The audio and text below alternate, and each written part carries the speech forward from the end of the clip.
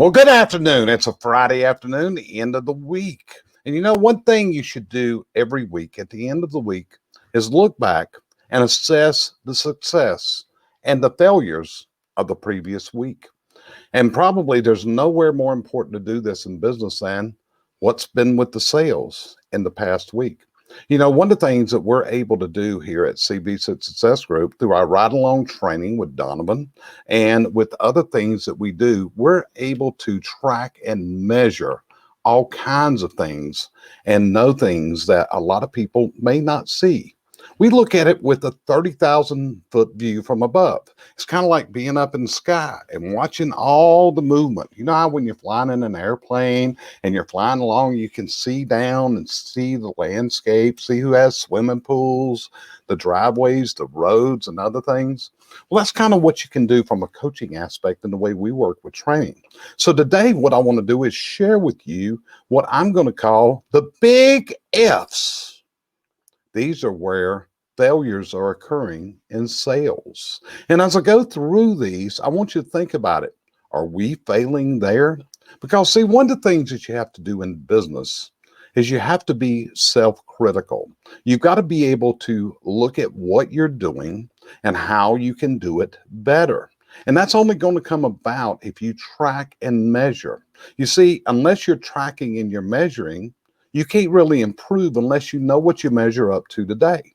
And if you're tracking and measuring, you can accumulate data that will give you phenomenal information to put to work of what works and what doesn't work. You know, and that's how success is conceived in business.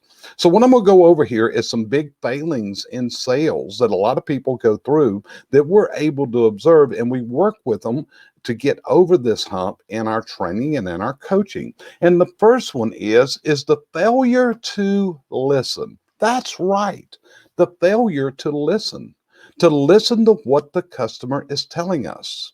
You see, often if we just listen, we can understand what what is their pain points? What is their desire?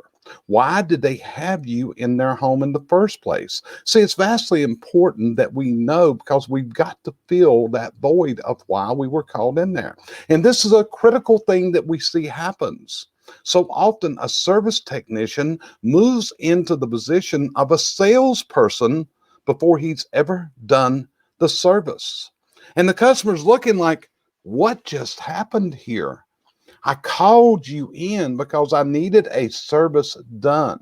So what we've got to remember as service technicians, even though sales is part of your job, you don't want to move into that sales positioning until you've completed that service position of what the customer called you in for. So again, that's a big F for so many. Number two, we don't speak often in a way that our customer understands what we're talking about.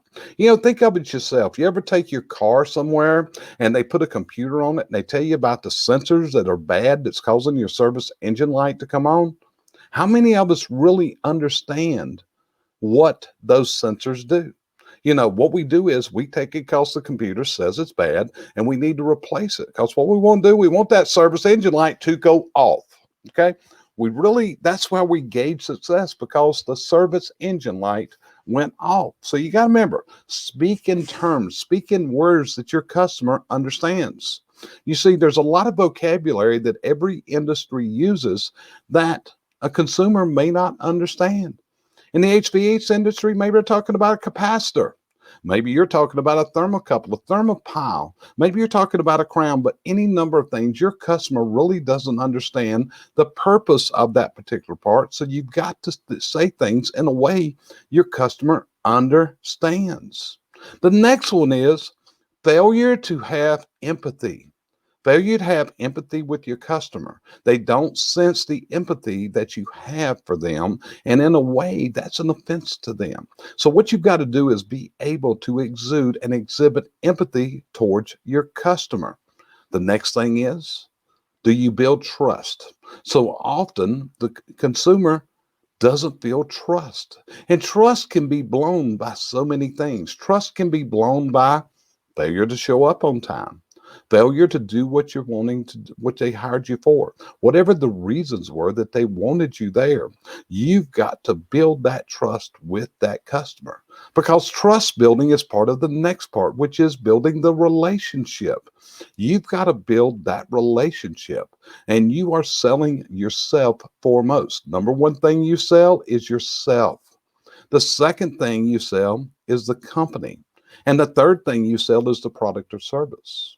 In selling yourself, selling the company, you're exhibiting the reasons why you are the best choice for that consumer for the needs that they have. So you got to be able to build that relationship. The next one's really big, which is failure to follow up.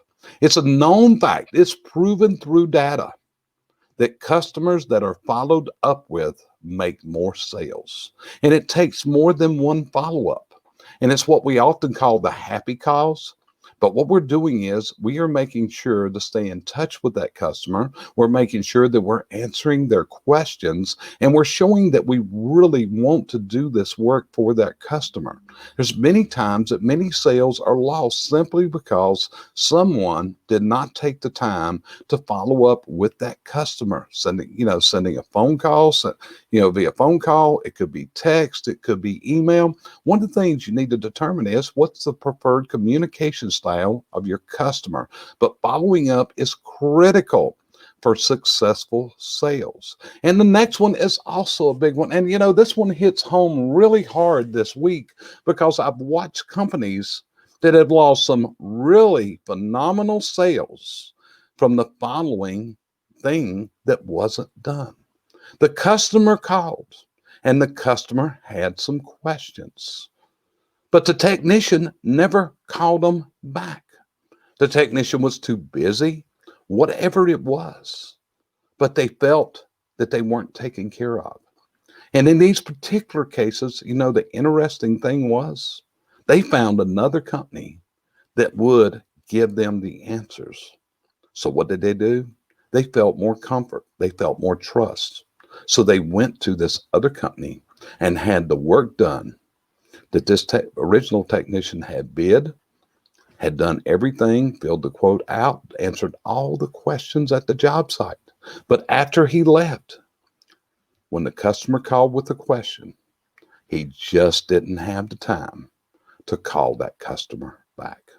These are all areas that we fail. So many times we go to a sales conference, we go to a sales training, and they tell us the ways that we can succeed. They tell us the ways that we can get better.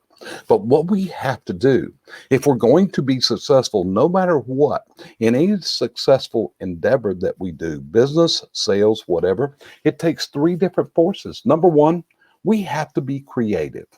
We got to be creative. Number two, we've got to crusade. We have to be a crusader for what we do, what we sell, what we offer. And number three, we have to be a critic. And by being a critic, what that means is we take a really honest look at what we did and how can we be better. You see, that's the whole principle of lean. If you've ever heard the word lean in business means that we're going to get a little bit better every day. You see, you're not going to jump from the bottom to the top overnight. But what you're going to do is it's just like a set of stairs that you're going to walk up. And part of that stair climbing that you're going to do in making your sales better and making your life better is approach one step at a time. If you try to jump up all those steps at one time, you're probably going to fall and get hurt. May break your leg, get all battered and bruised. So what you got to do is set your mind to how you're going to be a little bit better each and every day in what you do. And we also have a goal that we will be better tomorrow than we were today, and that today we're going to be better than we were yesterday. I've seen people with this approach taking it little bitty bites at a time. As Dave Ramsey says, you got to do it in baby steps. when he talks about debt reduction.